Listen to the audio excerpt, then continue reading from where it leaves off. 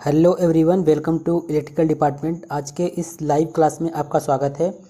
आप लोगों को पता होगा जो इलेक्ट्रिकल ब्रांच के स्टूडेंट हैं उनका एग्ज़ाम कल है 2 बजे से। तो उनके एग्ज़ाम के लिए यहाँ पर हम लाइव क्लास लेके आए हैं। इसमें हम आपको आपके ड्राइंग का संपूर्ण ड्राइंग का जितने भी ऑब्जेक्टिव क्वेश्चन है, इंपॉर्टेंट ऑब्जेक्टिव क्वेश्चन इस वीडियो में हम बताएंगे आपको। और वही ऑब्जेक्टिव क्वेश्चन अगर आप एग्ज़ाम में भी तैयार करके जाते हैं तो आपको कहीं पर भी किसी भी वेबसाइट पर किसी भी पीडीएफ को देखने की आवश्यकता नहीं होगी। बस आप इतना क्वेश्चन तैयार करके जाएं, आपका ड्राइंग का पेपर बहुत ही अच्छा जाएगा। और अगर आपने अभी तक पीछे मतलब ड्राइंग का कोई भी चैप्टर नहीं पढ़ा है तो आप इस वीडियो को देखिए। और आपको हमने बता ही दिया है कि एग्ज़ाम टाइम में आप ऑब्जेक्टिव क्वेश्चन को सबसे फास्ट कैसे सॉल्व कर सकते हैं। और हमने आपको उस वेबसाइट का भी नाम बता दिया है जिस वेबसाइट पर आपको सारे ऑब्जेक्टिव क्वेश्चन एक ही पीडीएफ एक ही वेबसाइट पर मिल जाएंगे।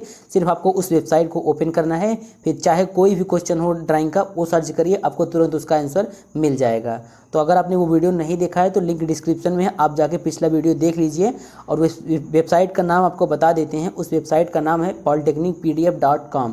ठीक है, आप वहाँ पर जाइए। ड्राइंग का संपूर्ण जितना भी मैंने वीडियो में बताया है सभी का पीडीएफ नहीं मिलेगा, पोस्ट के रूप में आप वहाँ पर देख सकते हैं।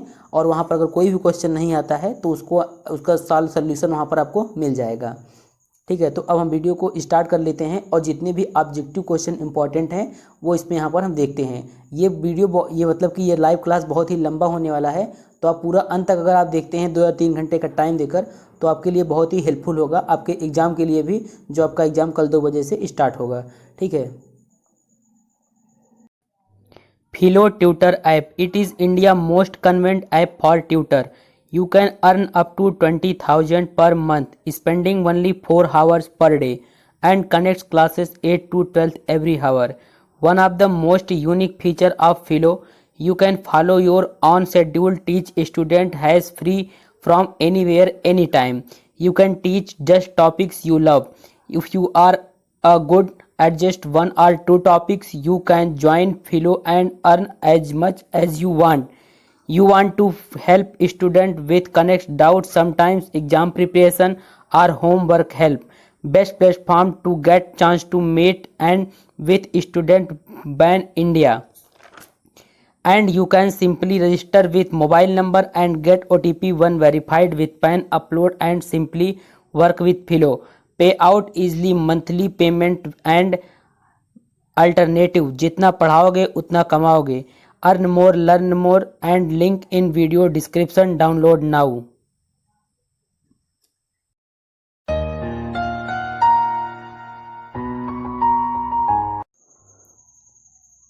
अब हम अपने लाइव क्लास को स्टार्ट करते हैं, लेकिन आपको एक बात बता दें, आपको इसी लाइव क्लास में हम एक छोटा सा ट्रिक बताएंगे। वो ट्रिक बहुत ही अच्छा है और काम करने वाला है।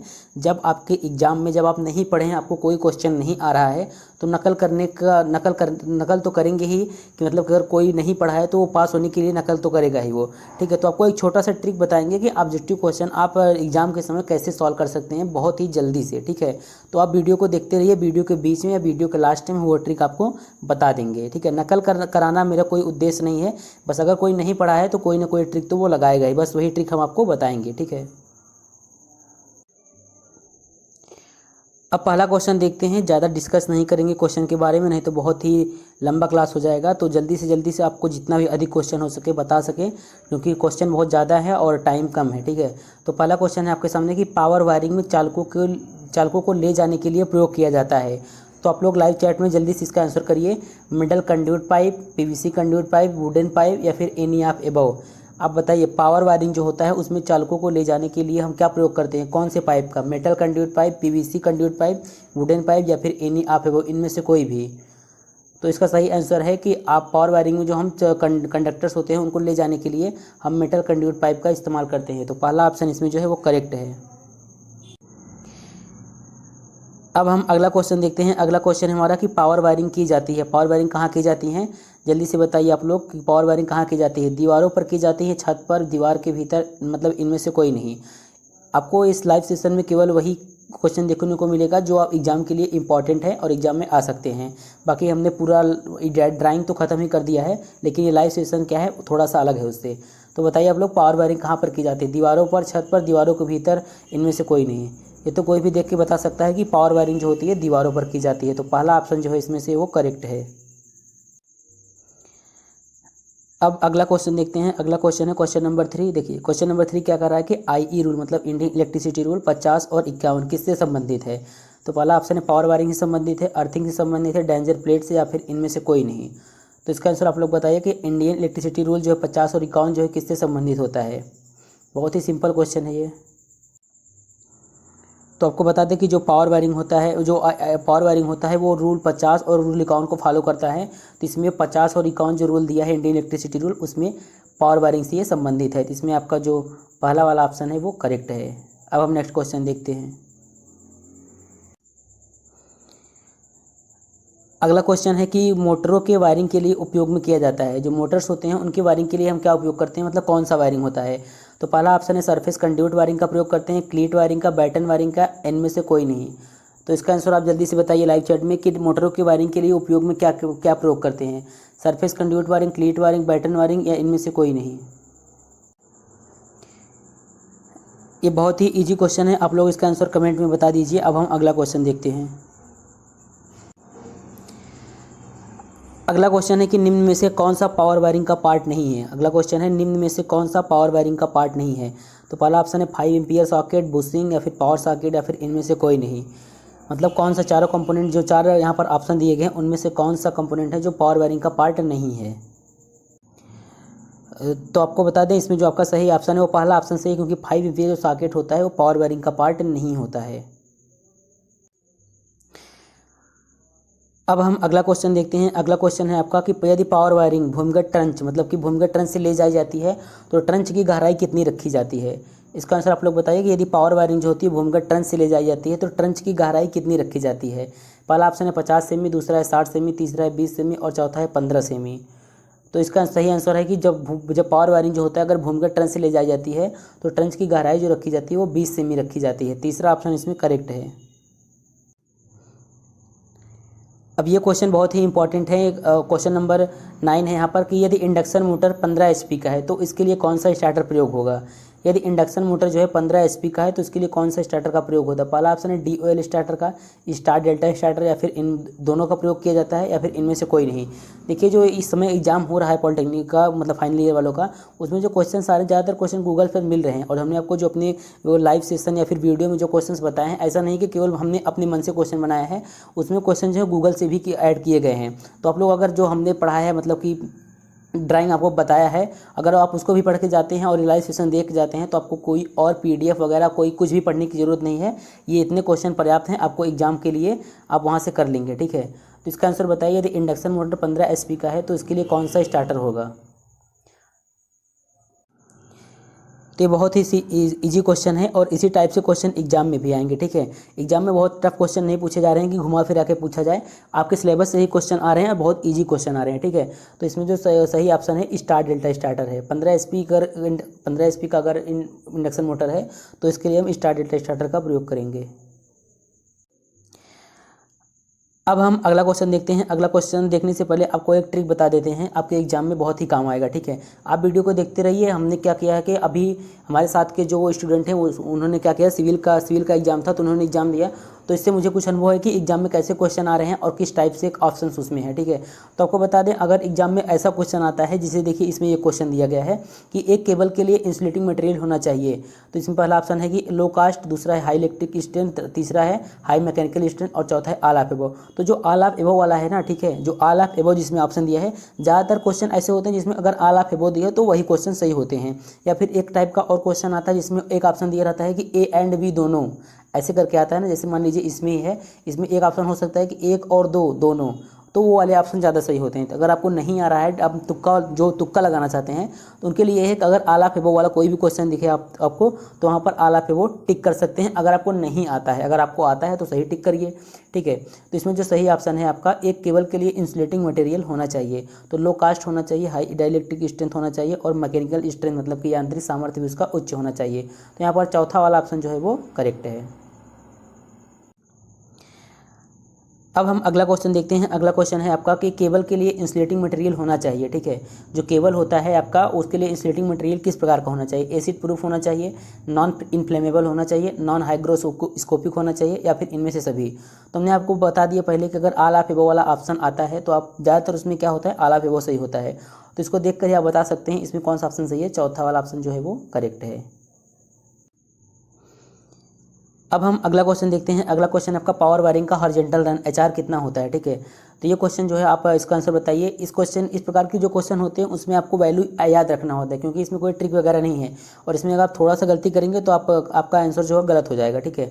तो आप लोग इसको याद कर लीजिए कि पावर वायरिंग का एचआर कितना होता है। 2.5 मीटर होता है, 4.0 मीटर होता है, 0.5 मीटर होता है, एनओटी, इनमें से कोई नहीं। तो आपको बता दें पावर वायरिंग का जो एचआर होता है वो 2.5 मीटर होता है, ठीक है। पहला ऑप्शन सही है। अब कुछ लोग कहेंगे कि ये आंसर 2.5 मीटर नहीं होता है, तो आपको बता दें कि जो इंडियन इलेक्ट्रिसिटी रूल है उसमें जितना, या पावर वायरिंग का जो रूल है, पावर वायरिंग हो गया, जो भी इंटरनल वायरिंग हो गया, उसमें जो रूल्स दिया होता है उसमें स्टैंडर्ड वैल्यू दिया होता है। जैसे अगर आपका उसमें स्टैंडर्ड वैल्यू दिया है कि 2.0 मीटर है, तो एग्जाम में ऐसे भी दे सकता है 2.1, तो इसके एक अप्रॉक्सीमेटली जो होता है आंसर होता है। तो घबराने वाली कोई बात नहीं इसमें। अगर इस प्रकार का क्वेश्चन आए तो उसके अप्रॉक्सीमेटली मतलब नज़दीक जो आंसर हो वही होगा, ठीक है। बाकी अब स्टैंडर्ड वैल्यू को ज़्यादा प्रीफर करिए, ज़्यादा स्टैंडर्ड वैल्यू जो होते हैं वो ऑप्शन में अगर है तो वो सही है, ठीक है। तो यहाँ पर पहला वाला ऑप्शन जो है 2.5 मीटर वो सही है। अब हम अगला क्वेश्चन देखते हैं। अगला क्वेश्चन है आपका क्वेश्चन नंबर 30। क्वेश्चन नंबर 30 देखिए क्या करा आप यहाँ पर कि जनरली मेन स्विच, सामान्यतः मेन स्विच को कहाँ लगाया जाता है। बहुत ही इजी क्वेश्चन है, लेकिन अगर आप ड्राइंग नहीं पढ़े हैं तो ये क्वेश्चन बहुत हार्ड हो सकता है। छत पर लगाया जाता है, दीवार पर, फर्श पर, या इनमें से कोई नहीं। तो मेन स्विच आपको पता है, मेन स्विच आपने देखा होगा छत पर थोड़ी लगाया जाता है ना, तो फर्श पर ही लगाया जाता है। वो कहाँ लगाया जाता है, दीवार पर लगाया जाता है। तो इस प्रकार के क्वेश्चन आप देख कर ही इसका आंसर कर सकते हैं। दूसरा वाला ऑप्शन जो है इसमें से वो करेक्ट है। अब अगला क्वेश्चन देखते हैं। देखिए अगला क्वेश्चन आपका कह रहा है कि supplier fuse which is provided in domestic wiring system is, मतलब जो सप्लायर फ्यूज होता है वो डोमेस्टिक वायरिंग में कहाँ पर प्रोवाइड किया जाता है, ठीक है। तो पहला ऑप्शन है कि after the energy meter, energy meter के बाद, before the energy meter, energy meter के पहले, before the distribution board, distribution board के पहले, after the main switch, main switch के बाद, ठीक है। तो इसका आंसर आप लोग बताइए कि सप्लायर फ्यूज जो होता है वो डोमेस्टिक वायरिंग में किस जगह प्रोवाइड किया जाता है। इसमें जो सही ऑप्शन है आपका आफ्टर द एनर्जी मीटर, क्योंकि एनर्जी मीटर के बाद ही कोई डिवाइस या कोई भी फ्यूज़ वगैरह लगता है। इसमें पहला वाला ऑप्शन जो है वो सही है। अगला क्वेश्चन देखते हैं। अगला क्वेश्चन है आपका कि एक इलेक्ट्रिक लाइन में स्विच को निम्न में से किस वायर से कनेक्ट किया जाता है। तो पहला ऑप्शन है अर्थ से, फेज से, न्यूट्रल से, इनमें से कोई नहीं। तो आप बताइए एक इलेक्ट्रिक लाइन में जो स्विच होता है उसको निम्न में से किस वायर में कनेक्ट किया जाता है। तो आपको पता हो गया अर्थ या न्यूट्रल से कनेक्ट करेंगे ही नहीं, और ऐसा तो हो नहीं सकता, कनेक्ट करें ही ना। तो इसमें दूसरा ऑप्शन जो है वो करेक्ट है, फेज से कनेक्ट करते हैं। जो इलेक्ट्रिक लाइन में स्विच होता है उसको हम फेज वाले वायर से कनेक्ट करते हैं, ठीक है। दूसरा ऑप्शन इसमें करेक्ट है। अब हम अगला क्वेश्चन देखते हैं। अगला क्वेश्चन है आपका क्वेश्चन नंबर 26 दिया है इसमें। क्वेश्चन नंबर 26 देख लेते हैं। कह रहा है कि इसमें निम्न में से वायरिंग की विधि है। तो इसका आंसर आप लोग करिए कि joint box, tree system, loop in system, all of above. Wiring की अगर आपने वायरिंग पढ़ा है और वायरिंग के टाइप्स पढ़ा है तो आप बता सकते हैं कि वायरिंग का मेथड इनमें से कौन है। तो जॉइंट बॉक्स हो गया, टी सिस्टम हो गया, लूप इन सिस्टम, ये तीनों ही क्या है, एक वायरिंग का मेथड होता है, जिसमें से चौथा ऑप्शन जो है वो आपका करेक्ट है। इसी प्रकार के क्वेश्चन एग्जाम में भी आएंगे, बहुत टफ क्वेश्चन नहीं आएंगे, लेकिन बेटी यूपी है, कोई भरोसा नहीं है, आउट ऑफ सिलेबस भी दे सकता है। अब देखते हैं अगला क्वेश्चन। अगला क्वेश्चन कह रहा है कि मोटर इंस्टॉलेशन के लिए कौन सा स्टेटमेंट सही है, ठीक है। कह रहा है कि मोटर इंस्टॉलेशन के लिए कौन सा स्टेटमेंट सही है। तो पहला ऑप्शन है would work is used for mounting switch gear, मतलब वुड वर्क जो होता है उसका प्रयोग माउंटिंग स्विच गियर के लिए करते हैं। दूसरा ऑप्शन है all equipment used in power wiring shall be of iron clad. और तीसरा ऑप्शन है looping of conductor is usually made. और चौथा option the length of flexible conduct is more than 3 metre, ठीक है। तो आपको बता दें कि मोटर के इंस्टॉलेशन के लिए कौन सा स्टेटमेंट सही है। इसमें से पहले आप आंसर करिए, फिर इसका आंसर हम बताते हैं आपको, ठीक है। लाइव चैट में इसका आंसर आप कर सकते हैं। आप बताएं मोटर इंस्टॉलेशन के लिए कौन सा स्टेटमेंट सही, आपको बताएं जो length of flexible conduct, flexible conduct जो होता है उसका लेंथ जो होता है 3 मीटर से अधिक होना चाहिए, ठीक है। तो ये ऑप्शन आपका इसमें से सही है, चौथा वाला ऑप्शन।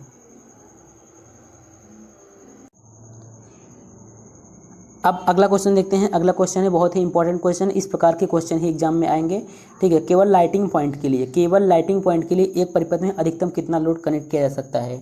तो पहला ऑप्शन है 500 वाट, दूसरा है 750 वाट, तीसरा है 800 वाट और चौथा है 1000 वाट। तो हम लोगों को पता होगा केवल लाइटिंग पॉइंट के लिए हम एक परिपथ में अधिकतम क्या है 800 वाट लोड कनेक्ट कर सकते हैं, ठीक है। तो तीसरा वाला ऑप्शन इसमें जो है वो राइट है। अब अगला क्वेश्चन देख लेते हैं। अगला क्वेश्चन है आपका कि मोटर इंस्टॉलेशन में फ्लेक्सिबल कंडक्ट का मैक्सिमम लेंथ क्या है। मोटर इंस्टॉलेशन में फ्लेक्सिबल कंडक्ट का मैक्सिमम लेंथ क्या होता है। लेस देन 1.25 मीटर, और दूसरा ऑप्शन है less than 2.25 metre, less than 3.5 metre, और इनमें से कोई नहीं। तो अगर मोटर इंस्टॉलेशन की बात करें तो जो फ्लेक्सिबल कंडक्ट होता है उसका मैक्सिमम लेंथ होता है 1.25 मीटर से कम होना चाहिए, ठीक है। तो इसमें पहला वाला ऑप्शन जो है वो करेक्ट है। अब अगला क्वेश्चन देखते हैं। अगला क्वेश्चन है आपका कि निम्न में से कौन सा इंटरनल वायरिंग का प्रकार है। देखिए, आपको वायरिंग से संबंधित क्वेश्चन इसलिए करा रहे हैं ताकि क्योंकि एग्जाम में ज़्यादातर क्वेश्चन वायरिंग से ही पूछे जाएंगे, ठीक है। आप बताइए कि इंटरनल वायरिंग का प्रकार में से कौन है। क्लीट वायरिंग है इंटरनल वायरिंग का प्रकार, कंड्यूट वायरिंग है, CTS वायरिंग है, इनमें से सभी ऑल ऑफ अबव, ठीक है। तो आपको बता दें इंटरनल वायरिंग के जो टाइप्स होते हैं वो क्लीट wiring, conduit wiring, TTS wiring, ये सब इंटरनल वायरिंग के टाइप्स हैं। तो इसमें से आपका जो सही ऑप्शन है वो चौथा वाला ऑप्शन क्या है, करेक्ट है। अब अगला क्वेश्चन देखते हैं। अगला क्वेश्चन बहुत ही बेसिक क्वेश्चन है। कह रहा है कि DOL स्टार्टर में फ्यूज किससे सुरक्षा प्रदान करता है। जो DOL स्टार्टर होता है उसमें फ्यूज जो होता है किससे सुरक्षा प्रदान करता है। तो पहला ऑप्शन है इसमें कि शॉर्ट सर्किट प्रोटेक्शन से, ओवर विलेज लिखा है, ओवर वोल्टेज से, ओवर करंट से, या फिर ओवरलोड से। तो जो फ्यूज वगैरह होते हैं वो शॉर्ट सर्किट प्रोटेक्शन प्रदान करते हैं। तो इसमें पहला वाला ऑप्शन जो है वो करेक्ट है। अब हम अगला क्वेश्चन देखते हैं। देखिए यहाँ पर अगला क्वेश्चन है कि यदि सिंगल फेज मोटर का कैपेसिटर शॉर्ट सर्किट है तो क्या होगा। मोटर स्टार्ट नहीं होगा। यदि सिंगल फेज मोटर का जो कैपेसिटर है वो शॉर्ट सर्किट है तो मोटर स्टार्ट नहीं होगा, पहला ऑप्शन है। दूसरा ऑप्शन है the motor will run in the same direction at a reduce speed, मतलब मोटर एक रिड्यूस स्पीड से सेम डायरेक्शन में रोटेट करेगा। या फिर तीसरा ऑप्शन है the motor will run in the reverse direction, motor reverse direction में रोटेट मतलब रन करेगा। या फिर इनमें से कोई नहीं। तो आप लोग इसका आंसर बताइए कि यदि सिंगल फेज मोटर का कैपेसिटर जो है शॉर्ट सर्किट है तो मोटर स्टार्ट होगा कि नहीं।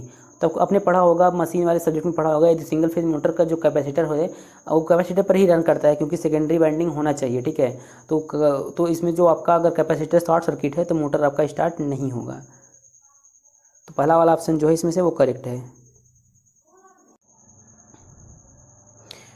अब अगला क्वेश्चन देख लेते हैं। अगला क्वेश्चन है कि मोटर में जो है मोटर होता है, मोटर में स्टार्टर व मोटर टर्मिनल बॉक्स के बीच किस प्रकार की कंड्यूट लगाया जाना चाहिए। मोटर में स्टार्टर व मोटर टर्मिनल बॉक्स के बीच किस प्रकार कंड्यूट लगाया जाना चाहिए। तो पहला ऑप्शन है रिजिड कंड्यूट लगाया जाना चाहिए, या फिर फ्लैक्सीबल, या फिर दोनों, या फिर इनमें से कोई नहीं। तो आपको बता दें कि मोटर में जो स्टार्टर व मोटर टर्मिनल बॉक्स होता है उनके बीच जो होता है फ्लैक्सीबल कंड्यूट का प्रयोग किया जाता है। तो इसमें दूसरा वाला ऑप्शन जो है वो करेक्ट है। अब अगला क्वेश्चन देखते हैं। अगला क्वेश्चन आपका कि पावर वायरिंग में एक सर्किट में कितने अर्थिंग सेट होते हैं। पावर वायरिंग में एक सर्किट में कितने अर्थिंग सेट होते हैं। तो पहला ऑप्शन है 3 earthing set, 4 earthing set, 2 earthing set, इनमें से कोई नहीं। तो इसका आंसर लाइव चैट में बताइए आप लोग कि पावर वायरिंग में एक सर्किट में कितने अर्थिंग सेट होते हैं। तो पावर वायरिंग में एक सर्किट में कितने अर्थिंग सेट होते हैं, 2 अर्थिंग सेट होते हैं, ठीक है। तीसरा वाला ऑप्शन जो है इसमें से सही है। अब हम अगला क्वेश्चन देखते हैं। अगला क्वेश्चन है कि पावर वायरिंग में प्रयोग किया जाने वाला एल्युमिनियम चालक होता है। पावर वायरिंग में प्रयोग किए जाने वाला एल्युमिनियम चालक का यहाँ पर माप पूछ रहा है कितना होता है। 2.5 mm स्क्वायर होता है, 4 mm स्क्वायर होता है, 6 mm स्क्वायर होता है, या फिर 0.6 mm स्क्वायर होता है। तो इसका सही आंसर है जो पावर वायरिंग में एल्युमिनियम चालक का प्रयोग होता है उसका माप कितना होता है, 2.5 mm स्क्वायर होता है। तो पहला वाला ऑप्शन जो है इसमें से वो करेक्ट है। अब हम अगला क्वेश्चन देखते हैं। अगला क्वेश्चन आपका क्वेश्चन नंबर छोड़िए, देखिए क्वेश्चन देखिए, कह रहा है कि पावर वायरिंग में मोटर की स्थिति दीवार से कम कितनी दूरी पर होना चाहिए। जो पावर वायरिंग होता है उसमें मोटर की स्थिति दीवार से कम कितनी दूरी पर होना चाहिए। तो पहला ऑप्शन है 2 मीटर पर होना चाहिए, 0.70 मीटर पर होना चाहिए, 5 मीटर पर होना चाहिए, या फिर इनमें से कोई नहीं। इसमें जो सही ऑप्शन है आपका पावर वायरिंग में जो मोटर की स्थिति होती है वो दीवार से कम 0.70 मीटर पर होना चाहिए, ठीक है। तो दूसरा वाला ऑप्शन जो है इसमें से वो करेक्ट है।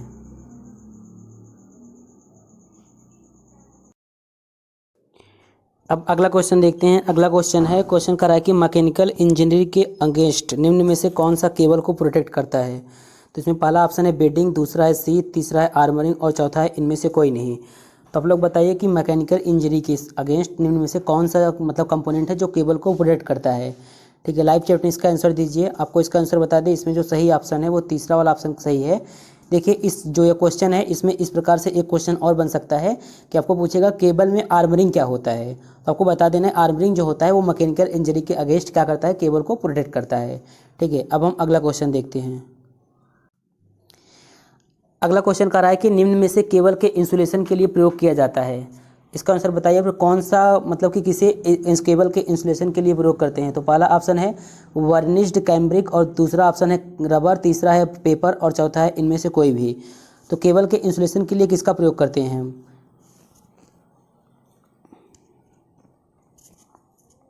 इसमें जो सही ऑप्शन है आपका, इसमें से किसी का भी प्रयोग हम केबल के इंसुलेशन के लिए कर सकते हैं। करने का मतलब है कि वर्निश्ड कैम्ब्रिक हो या फिर रबर हो या फिर पेपर, इनमें से किसी का भी हम केबल के इंसुलेशन के लिए प्रयोग कर सकते हैं। इसलिए इसमें जो सही ऑप्शन है वो चौथा वाला ऑप्शन जो है इसमें से करेक्ट है। अब हम अगला क्वेश्चन देखते हैं। अगला क्वेश्चन कह रहा है कि केबल में कंडक्टर पर इंसुलेशन की लेयर का थिकनेस किस पर डिपेंड करता है। ठीक है, आप बताइए कि केबल में जो कंडक्टर पर इंसुलेशन का लेयर जो होता है, आप केबल देखे होंगे यहाँ पर, और इसके ऊपर क्या होता है इंसुलेशन रहता है, उसके लेयर का थिकनेस जो होता है वो किस पर डिपेंड करता है। तो पहला ऑप्शन रिएक्टिव पावर पर, पावर फैक्टर पर, या फिर वोल्टेज पर, या फिर करंट कैरिंग कैपेसिटी पर। तो इसका आंसर बताइए आप लोग। इसमें देखिए, इसमें जो आपका सही ऑप्शन है वो तीसरा वाला ऑप्शन है वोल्टेज पर, क्योंकि जो केबल होता है, केबल के कंडक्टर पर जो इंसुलेशन किया जाता है, केबल के कंडक्टर पर जो इंसुलेशन किया जाता है उसका थिकनेस जो होता है वोल्टेज पर डिपेंड करता है। तो तीसरा ऑप्शन यहाँ पर करेक्ट है। अब अगला क्वेश्चन देखते हैं। अगला क्वेश्चन, ये क्वेश्चन बहुत ही इंपॉर्टेंट है। ये आपके क्वेश्चन आपके एग्जाम में भी पूछा जा सकता है। कह रहा है कि 3 कोर फ्लेक्सिबल कोर, आपको पता होगा केबल में कोर क्या होता है। ठीक है, यहाँ पर 3 कोर की बात कर रहा है। 3 कोर फ्लेक्सिबल केबल के केस में न्यूट्रल का रंग क्या होता है, जो न्यूट्रल वायर होता है उसका रंग क्या होता है। ठीक है, तो पहला ऑप्शन है ब्लू कलर, दूसरा है ब्लैक कलर, तीसरा है ब्राउन कलर और चौथा है इनमें से कोई नहीं। इसका आंसर बताइए आप लोग कि 3 कोर फ्लेक्सिबल केबल के केस में न्यूट्रल का रंग क्या होता है। तो आपको बता दें, अगर 3 कोर फ्लेक्सिबल कोर है तो केस में न्यूट्रल का रंग जो होता है वो ब्लू होता है। ठीक है, तो पहला वाला ऑप्शन करेक्ट है। आप लोगों ने देखा होगा जो 3 कोर फ्लेक्सिबल कोर होता है उसमें ब्लू कलर का वायर होता है, और जो ब्लू कलर का वायर होता है वो न्यूट्रल वायर होता है।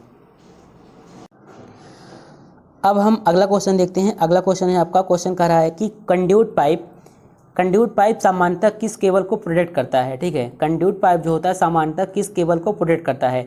तो पहला ऑप्शन है अनशीथेड केबल, दूसरा है आर्मर्ड केबल, तीसरा है पीवीसी शीथेड केबल और चौथा है इनमें से सभी। तो इसका आंसर आप लोग लाइव चैट में बताइए कि कंड्यूट पाइप जो होता है वो किस केबल को प्रोटेक्ट करता है।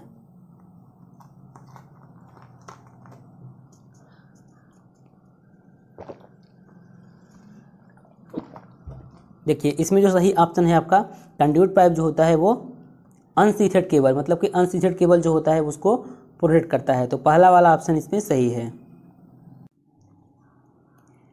अब अगला क्वेश्चन देखते हैं। अगला क्वेश्चन है कि केबल में डाई इलेक्ट्रिक स्ट्रेस जो होता है वो किस पर न्यूनतम होता है। जैसे मान लीजिए एक केबल हो गया, वो डाई इलेक्ट्रिक स्ट्रेस है तो किस पर न्यूनतम होता है, आर्मर पर न्यूनतम होता है, आर्मर पर या फिर बेडिंग पर या फिर कंडक्टर सरफेस पर या फिर लीड शीथ पर। तो ये armour, bedding, conductor surface, lead sheath ये सब क्या है, इसके लिए आप थ्योरी पढ़े होंगे तो आपको पता होगा। तो इसका आंसर आप बताइए कि जो केबल होता है इसमें डाई इलेक्ट्रिक स्ट्रेस जो होता है वो किस पर न्यूनतम होता है। तो केबल में ही सब कुछ होता है, आर्मर भी होता है, लीड शीथ भी होता है, सॉरी। तो इसमें जो आपका सही ऑप्शन है चौथा ऑप्शन इसमें आपका सही है। लेड शीथ पर जो होता है केबल में डाइलेक्ट्रिक स्ट्रेस जो होता है लेड शीथ पर जो होता है न्यूनतम होता है।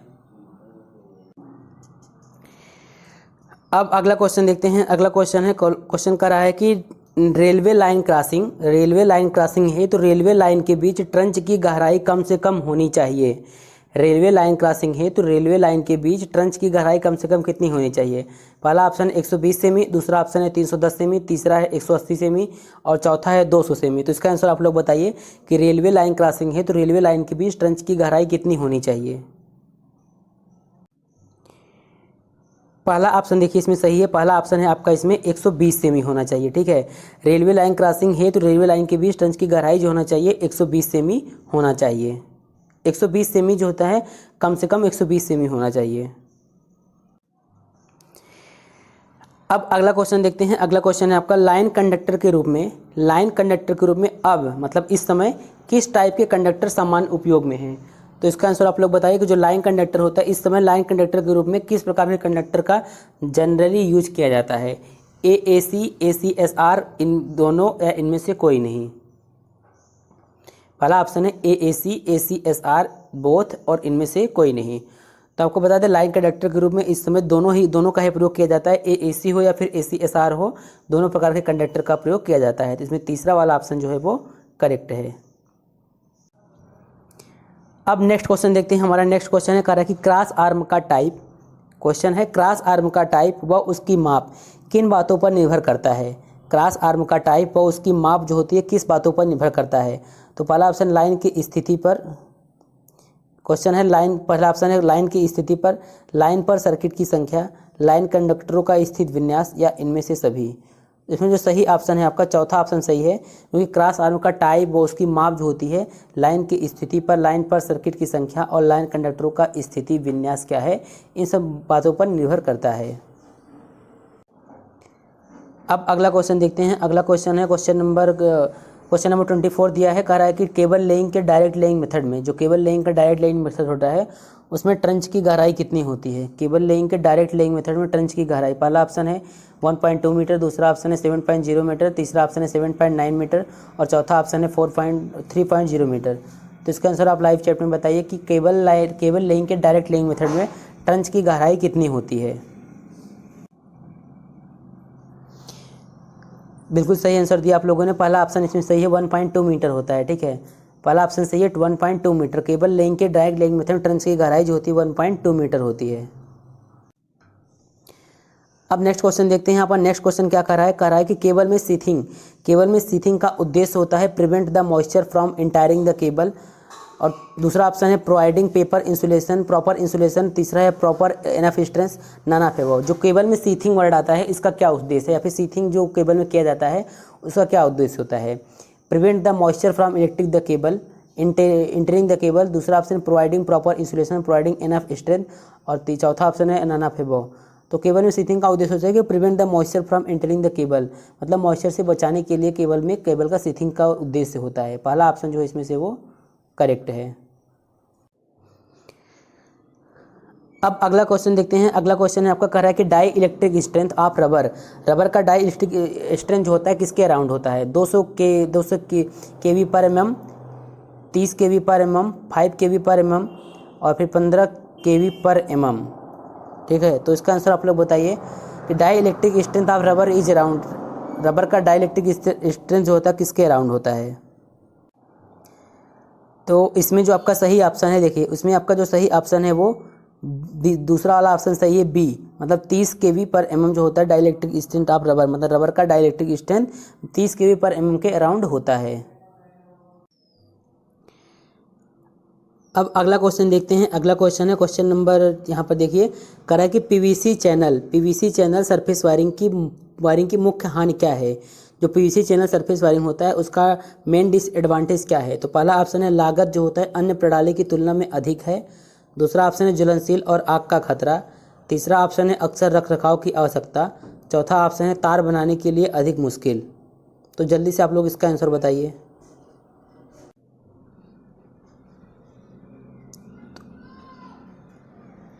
इसका राइट आंसर है दूसरा वाला ऑप्शन सही है। पीवीसी चैनल सरफेस वायरिंग का मेन डिसएडवांटेज यही है कि ज्वलनशील और आग का खतरा होता है इसमें। अब नेक्स्ट क्वेश्चन देखते हैं। नेक्स्ट क्वेश्चन है कि किस प्रकार की वायरिंग प्रणाली का उपयोग उन स्थानों पर नहीं करना चाहिए जहां धूप और बारिश का खतरा होता है। तो इसका आंसर बताइए आप लोग, किस प्रकार की वायरिंग प्रणाली का उपयोग उन स्थानों पर नहीं करना चाहिए जहां धूप और बारिश का खतरा होता है। पहला ऑप्शन है क्लीट वायरिंग, दूसरा ऑप्शन है बैटन वायरिंग, तीसरा है पीवीसी केसिंग कैपिंग वायरिंग और चौथा ऑप्शन है मेटालिक कंड्यूट वायरिंग। तो इसमें जो सही ऑप्शन है क्लीट वायरिंग है, जहाँ पर बारिश और धूप का खतरा होता है वहाँ पर क्लीट वायरिंग का प्रयोग नहीं करना चाहिए। अब नेक्स्ट क्वेश्चन देखते हैं। नेक्स्ट क्वेश्चन है कि थ्री फेज लाइन में परिपथ को ऑन या ऑफ करने के लिए सामान्यतः प्रयोग किया जाने वाला स्विच कौन सा है। ठीक है, क्वेश्चन कर रहा है कि थ्री फेज लाइन में परिपथ को ऑन ऑफ करने के लिए सामान्यतः प्रयोग किया जाने वाला कौन सा स्विच है। तो पहला ऑप्शन है ICTP, दूसरा है ICDP, तीसरा है 3 टर्मिनल स्विच और चौथा है नाइफ स्विच। तो इसका आंसर आप लोग बताइए कि थ्री फेज लाइन में परिपथ को ऑन ऑफ करने के लिए सामान्यतः कौन से स्विच का प्रयोग किया जाता है। तो थ्री फेज लाइन जो होता है उसमें परिपथ को ऑन ऑफ करने के लिए हम नॉर्मली ICTP स्विच का प्रयोग करते हैं। तो पहला ऑप्शन जो है इसमें से वो करेक्ट है। अब नेक्स्ट क्वेश्चन देखते हैं। देखिए नेक्स्ट क्वेश्चन कर रहा है कि डीपीआईसी या टीपीआईसी किस प्रकार का स्विच है। क्वेश्चन है डीपीआईसी या टीपीआईसी किस प्रकार का स्विच है। पहला ऑप्शन है रोटरी स्विच है, मेन स्विच है, टॉगल स्विच है, इनमें से सभी। डीपीआईसी या टीपीआईसी जो होता है, टीपीआईसी जो होता है वो नॉन मेन स्विच होता है, ठीक है। तो दूसरा ऑप्शन बी वाला ऑप्शन यहाँ पर सही है।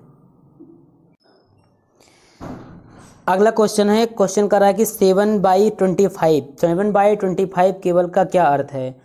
तो पहला ऑप्शन है इसमें 25 HWG के 7 तार, या फिर 7 HWG के 25 तार, 7/20 HWG के 7 तार, या फिर इनमें से कोई नहीं। तो 7/25 केबल का क्या अर्थ है, इसका आंसर आप लोगों को बताइए।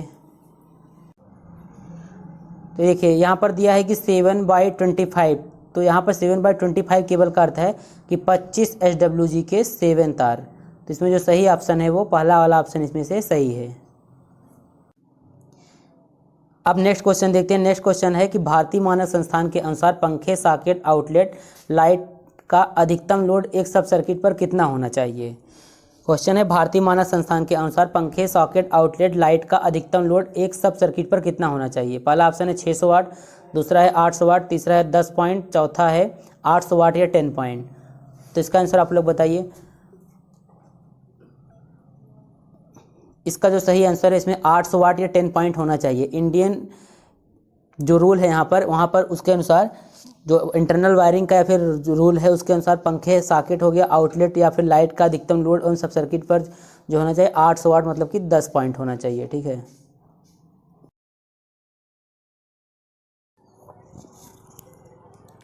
अब हम नेक्स्ट क्वेश्चन देखते हैं। हमारा नेक्स्ट क्वेश्चन है, क्वेश्चन का रहा है कि स्टे अरेंजमेंट किस एंगल पर होता है। पहला ऑप्शन है 45 अंश, दूसरा है 60 अंश, तीसरा है 30 अंश और चौथा है 90 अंश। तो इसका आंसर आप लोग बताइए जल्दी से कि स्टे अरेंजमेंट जो होता है वो किस एंगल पर होता है। तो इसका जो राइट आंसर है वो है 45 अंश। स्टे अरेंजमेंट जो होता है वो 45 अंश पर होता है। अब नेक्स्ट क्वेश्चन देखते हैं। हमारा नेक्स्ट क्वेश्चन का रहा है कि the underground system can not be operated above. कहने मतलब जो अंडरग्राउंड सिस्टम जो होता है उसको किस वोल्ट के ऊपर नहीं ऑपरेट किया जा सकता है, ठीक है। तो पहला ऑप्शन दिया है 440 वोल्ट, दूसरा है 11 kV, तीसरा है 33 kV और चौथा है 66 kV।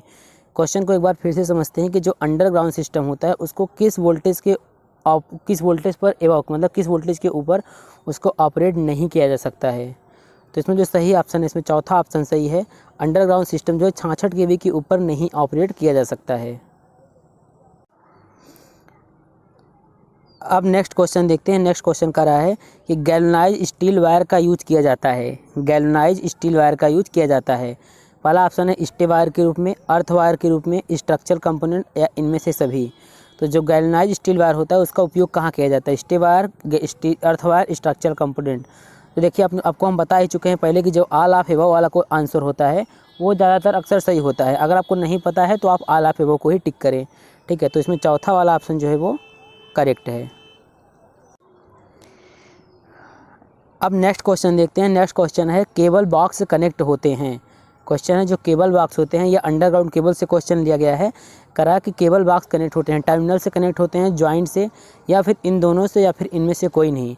अगर इस प्रकार का क्वेश्चन, इसी क्वेश्चन की बात हम कर रहे थे, अगर एग्जाम में इस टाइप के भी क्वेश्चन पूछे जाते हैं तो इस टाइप के क्वेश्चन में जो ये तीसरा ऑप्शन है देखिए यहाँ जिसमें दिया रहता है बोथ 1 and 2, ये क्वेश्चन अधिकतर सही रहता है। और इस क्वेश्चन में भी केबल बॉक्स जो होता है वो टर्मिनल और जॉइंट दोनों से ही कनेक्ट होता है। तो इसमें जो आपका तीसरा वाला ऑप्शन सही है। अब हम अगला क्वेश्चन देखते हैं। अगला क्वेश्चन है कि केबल लग होता है वो किससे कनेक्ट होता है। केबल बॉक्स से कनेक्ट होता है, केबल से कनेक्ट होता है, केबल ग्लैंड से, या फिर केबल क्लैंप से। क्वेश्चन है cable lugs connected with cable box, cable glands, cable clamp. इसका राइट आंसर है केबल लग जो होते हैं वो केबल से कनेक्ट होते हैं, और दूसरा ऑप्शन जो है इसमें से वो सही है। अब नेक्स्ट क्वेश्चन देखते हैं। हमारा नेक्स्ट क्वेश्चन है, क्वेश्चन का रहा है कि लाइन सपोर्टिंग की अर्थिंग के लिए सामान्यतः किस अर्थिंग का प्रयोग किया जाता है। पहला ऑप्शन है पाइप अर्थिंग का, दूसरा ऑप्शन है प्लेट अर्थिंग का, तीसरा है बोथ और चौथा है इनमें से कोई नहीं। तो लाइन सपोर्ट की अर्थिंग के लिए हम किस अर्थिंग का प्रयोग करते हैं। इसका राइट आंसर है हम पाइप अर्थिंग का प्रयोग करते हैं। पहला वाला ऑप्शन जो है वो सही है। ये क्वेश्चन आपके एग्जाम में पूछा जा सकता है। क्वेश्चन है कि what type of earthing is used by transmission line. Question कर रहा है कि ट्रांसमिशन लाइन में किस टाइप का अर्थिंग जो है यूज किया जाता है। प्लेट अर्थिंग पहला ऑप्शन है, दूसरा ऑप्शन है रॉड अर्थिंग, तीसरा ऑप्शन है स्ट्रिप अर्थिंग और चौथा है एनी ऑफ एबव। तो ये बहुत ही पॉपुलर क्वेश्चन है और एग्जाम में भी आ सकता है। तो आप लोग इसका आंसर बताइए, किस प्रकार का अर्थिंग ट्रांसमिशन लाइन में यूज़ किया जाता है। तो इसका जो राइट आंसर है वो है तीसरा ऑप्शन सही है। ट्रांसमिशन लाइन पर क्या होता है, स्ट्रिप अर्थिंग जो होता है, अर्थिंग का यह एक टाइप है, इसका प्रयोग किया जाता है। अब अगला क्वेश्चन देखते हैं। अगला क्वेश्चन है करा है कि एलटी लाइन वितरण में, मतलब एलटी डिस्ट्रीब्यूशन लाइन में आवश्यक पोल की संख्या की गणना करने का सूत्र क्या है। पहला ऑप्शन है लेंथ अपान स्पैन प्लस 1, दूसरा ऑप्शन है लेंथ अपान स्पैन प्लस 10, तीसरा ऑप्शन है लेंथ अपान स्पैन अपान लेंथ प्लस 1, स्पैन अपान लेंथ प्लस 10। तो इसका राइट आंसर बताइए आप लोग कि एलटी लाइन वितरण में आवश्यक पोल की संख्या अगर गणना करना हो तो हम किस फार्मूला का उपयोग करते हैं। देखिए, जो एलटी लाइन होता है उसमें अगर आवश्यक पोल की संख्या की गणना करना हो तो हम इस सूत्र का उपयोग करते हैं L अपान S प्लस 1। तो मतलब कि लेंथ अपान स्पैन प्लस 1। तो पहला वाला ऑप्शन जो है इसमें से वो करेक्ट है। अब नेक्स्ट क्वेश्चन देखते हैं। नेक्स्ट क्वेश्चन है कि लाइन सपोर्ट की कंक्रीटिंग के लिए किस अनुपात का सीमेंट कंक्रीट उपयोग में लाया जाता है। अगर लाइन सपोर्ट की कंक्रीटिंग कर रहे हैं तो सीमेंट का अनुपात जो होता है वो कितना होना चाहिए जो कि कंक्रीट में हम उपयोग करते हैं। तो देखिए, पहला ऑप्शन इसमें 1:4:8, 4:9:6, 2:1:6। तो इसका आंसर बताइए आप लोग कि लाइन सपोर्ट की कंक्रीटिंग के लिए किस अनुपात के सीमेंट का कंक्रीट उपयोग में लाते हैं। ठीक है, तो देखिए, जो लाइन सपोर्ट की अगर कंक्रीटिंग कर रहे हैं तो इसमें 1:4:8 का अनुपात सीमेंट कंक्रीट जो होता है उसको उपयोग में लाते हैं। तो पहला ऑप्शन जो है इसमें से वो सही है। अब हम अगला क्वेश्चन देखते हैं। अगला क्वेश्चन है कि स्टे अरेंजमेंट किन स्थितियों में किया जाता है। तो पहला ऑप्शन है सेक्शन पोल पर, दूसरा ऑप्शन है लाइन के डबल पोलों पर, तीसरा ऑप्शन है पहाड़ पर स्थित लाइन सपोर्ट पर और चौथा ऑप्शन है सभी। तो आप लोग इसका आंसर बताइए कि स्टे अरेंजमेंट जो है किन स्थितियों में प्रयोग किया जाता है।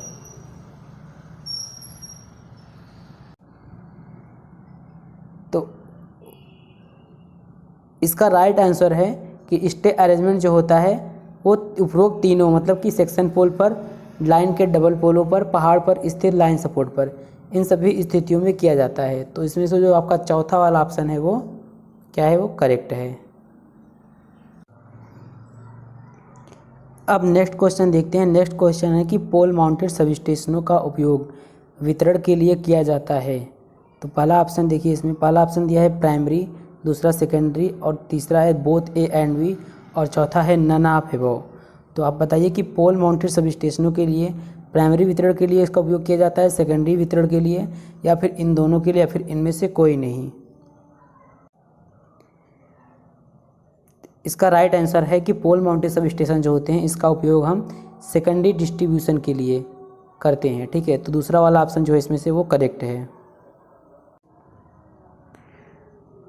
अब नेक्स्ट क्वेश्चन देखते हैं। नेक्स्ट क्वेश्चन है कि पोल पर लगे सब स्टेशन में ट्रांसफार्मर की वोल्टेज रेटिंग कितना होता है। तो पहला ऑप्शन है 11x400 kV, 11x240 kV, 33 kV × 400 volt और चौथा है नन ऑफ द एबव। ठीक है, तो इसका आप लोग राइट आंसर बताइए कि पोल पर लगे सब स्टेशन में ट्रांसफार्मर की वोल्टेज रेटिंग कितनी होती है। इसका राइट आंसर है 11 kV × 400 वोल्ट। ठीक है, पहला वाला ऑप्शन जो है इसमें से वो सही है। सॉरी एवरीवन, किसी कारण से हम इस मतलब कि लाइव सेशन को आगे नहीं बढ़ा सकते क्योंकि बारिश भी हो रहा है और इस वीडियो को आप आगे नहीं बढ़ा सकते, इसलिए हम एक काम कर रहे हैं, आप लोगों को हम PDF प्रोवाइड कर दे रहे हैं। ठीक है, EDD सेकंड का जितना भी PDF है मेरे पास इस टाइम, यहाँ पर आप देख सकते हैं, ये चैप्टर वाइज PDF यहाँ पर हैं। इस PDF को हम आपको प्रोवाइड करा दे रहे हैं और आप लोग अपना एग्ज़ाम की तैयारी कर लीजिए।